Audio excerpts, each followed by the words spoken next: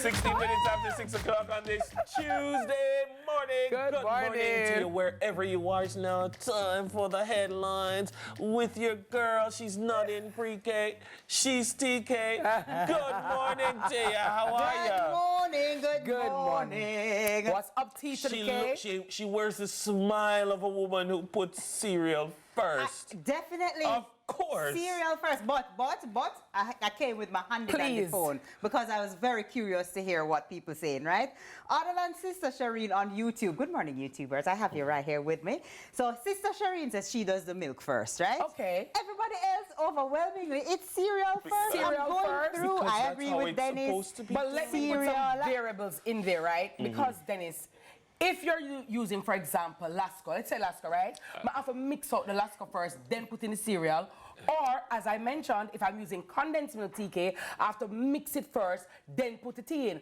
Cow's milk, It's I guess a completely different reality, which we name a countenance. No, but that's how I put Yes, it in I was now. about to say and that. also, You're right. If I am making warm cereal, guys, have you ever had, don't knock it till you try it, warm frosted flakes at night? Let me tell you, girl. When you're being I don't love forced. warm When you're being cereal. forced? When your mother is forcing you to have warm cereal. No, you warm You the milk need something first, warm. Outside nice is and cold. warm, and then you warm the milk, and you just put in little frosted flakes, and have a niceness, and it's just warm and cozy. It have a niceness, and then you just hug up.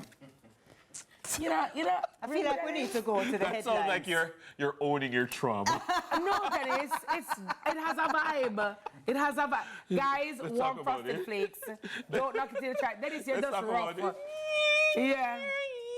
For the most part, though, I'm seeing here online that it's cereal first. I agree. I think it's if you're mixing the milk, then Yes. fine. Of course, it makes sense to mix the Yes. milk first and then Then put cereal pour. on top. But Norma on YouTube says cereal first. But Dennis, I don't see the correlation between people's cereal and milk and them work. What she said earlier, she said she don't see it. No matter what. Okay. I don't remember what I said. You said that if That's you said drink some warm cereal, you that member. know, headline one year, man. No, my sister don't even remember. I'm sorry, Norma. That is how we I was probably just embellishing the point. So anyway, teachers recalled after forced early retirement. The Jamaica Teachers Association, the JTA, has successfully intervened to reverse the forced early retirement of educators sent home before reaching the legal retirement age of 65. JTA President Dr. Mark Smith criticized the government's decision, arguing that no bureaucrat has the authority to override an act of parliament, especially amid a teacher shortage. While teachers can retire earlier if they so desire, Smith said the option is theirs whether they would like to continue up to 65 years, with up to 40 teachers having written to the JTA complaining that they were forced to go off early. In response to JTA pressure, the Ministry of Education has rescinded some retirement notices and ceased issuing premature retirement directives, and is preparing amendments to the Pensions Public Service Act of 2017 to address concerns raised by affected teachers. Absolutely. There are so many things that I'd like to understand about this particular case. And I'll admit I'm not au fait with All the information. So all my life I've known that when you reach 59, you start preparing your house in order, getting your house in order.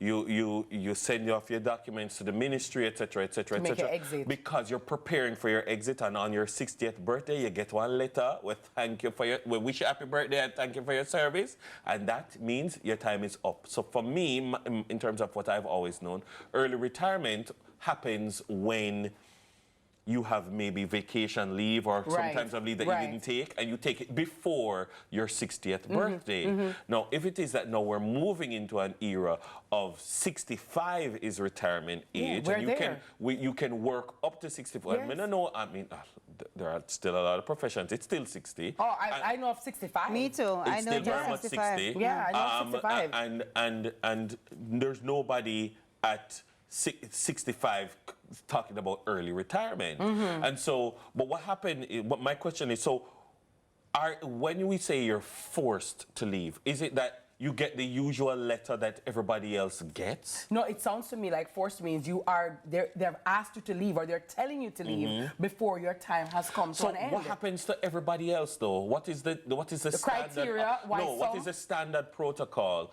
that triggers? Is it that you are supposed to say, or the government is supposed to say, I want to go at 60, thank you very much, I'm done, I'm ready to go on retirement? But that's what the president is saying, that the option should be that of the teachers, whether or not they want to take the early retirement or not. But it seems to me that it was forced on them, and now, because of the shortage, it has had to be rescinded. And so they... But I don't understand. Is there a general teacher shortage? That's the other thing I saw, that there may be a shortage of certain subject areas. We might want more math and science, or there might be in some parishes, but every Sunday me take out the paper and me see schools I say them want teacher, but maybe me no want go Expire short Town there. High. You understand? But there are jobs all over the country. Yeah, but there are jobs because there are no teachers in them. That's why they're probably That's why they're advertising. Yeah. That's why You're there seeing lies so a much. problem. Yeah. And I think we generally have a shortage.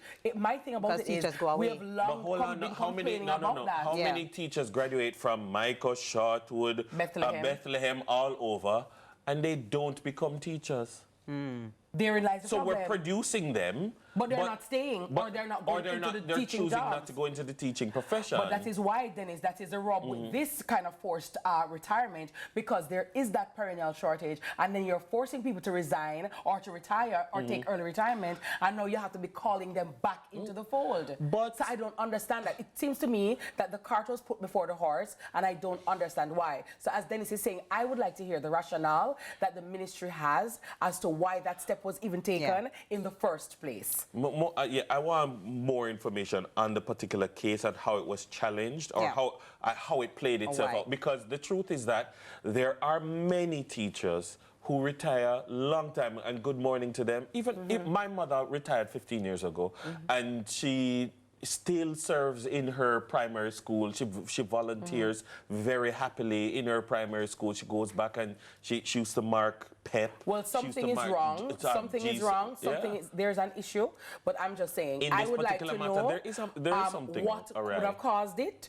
Why are we back here, and why do we make these decisions and then make a decision in hindsight? And that is why you successfully challenge these things, so that you can establish a legal precedent or principle, framework, or you know, going forward. Yeah.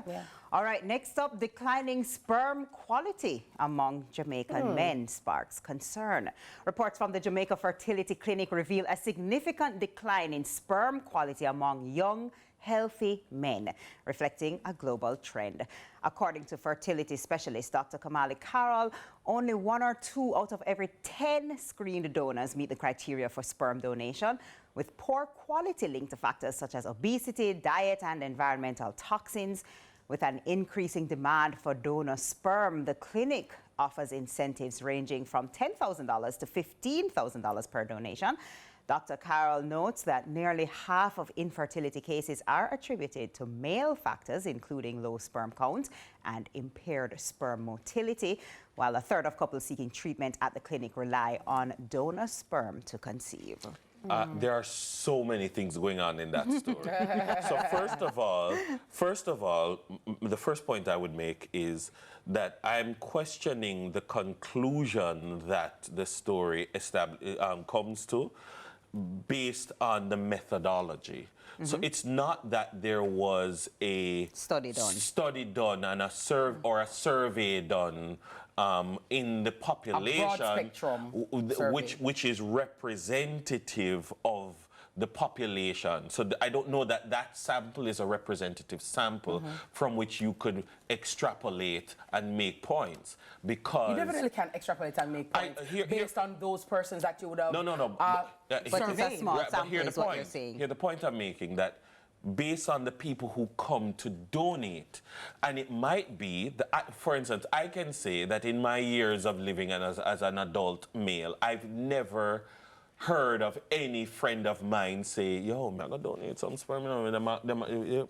collect a 15 grand and go donate. I don't know anybody. So there are particular people who may be inclined to donate, and those people who may be inclined to donate May have there may be similarities within that subsection of the cohort. population, and so that in and of itself may be an extraneous variable explaining what's going on as well as there. it could just be a clean sample of there is a broad men cross section of I men, don't a know wide that cross section. Yeah, but then it's because you don't know doesn't mean it exists. I know. As well as just as you said rightfully, they are probably donating but just not saying it. Obviously, that's something very private and not something that you're going to advertise and say. Well, so I am inclined to understand, and also just based on my own readings and knowledge and information, a lot of times when you hear about infertility in couples, normally it is seen as the woman's problem. I know, and this or is the something woman's that- issue. And But oftentimes- the research has shown that infertility in It's couples a gentleman. equal, It's equal. 50-50. And we have said- and we have so a lot of established men this point have many semen, times. Yeah. but they don't have the sperm, Yeah. right? We- So and we have this is said something this that we have many to look times that into. some And that's not times- something that's shared. So Yes. if there No, is I think infertility in a couple, a lot of it's not like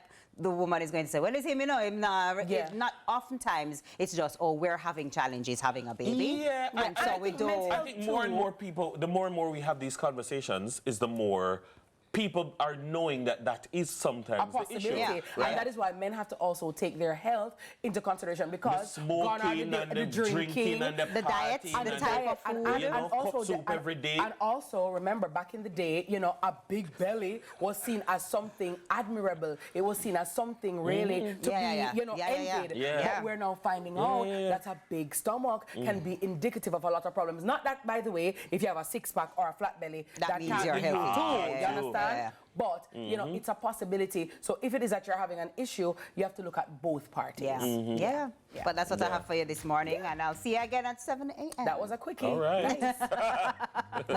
Maybe that's the problem. It's now time for a quick break. But when we return, we're putting some omega-3 in your diet. It's now breakfast service coming up after With this break with Brunswick. Brunswick. Nice.